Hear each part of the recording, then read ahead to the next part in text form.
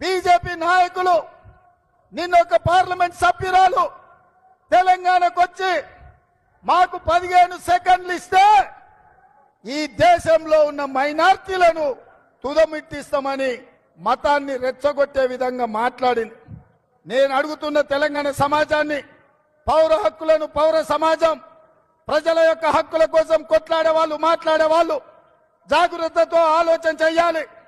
ఈ హైదరాబాద్ రాష్ట్రం 2004 నుంచి 2014లో డాక్టర్ మన్మోహన్ సింగ్ గారి నాయకత్వంలో ఈ హైదరాబాద్ నగరానికి ఔటర్ రింగ్ రోడ్డు, అంతర్జాతీయ ఎయిర్పోర్ట్, ఐటీ కంపెనీలు, ఫార్మా కంపెనీలు, మెట్రో రైలు, కృష్ణా జలాలు, గోదావరి జలాలు ఈ ప్రాంతానికి తరలించి హైదరాబాద్ నగరంలో శాంతి భద్రతలను కాపాడినారు. కాబట్టే మత సామరస్యాన్ని పెంచి పెంపొందించారు. కాబట్టే తెలంగాణ రాష్ట్రానికి వేలాది కోట్ల రూపాయల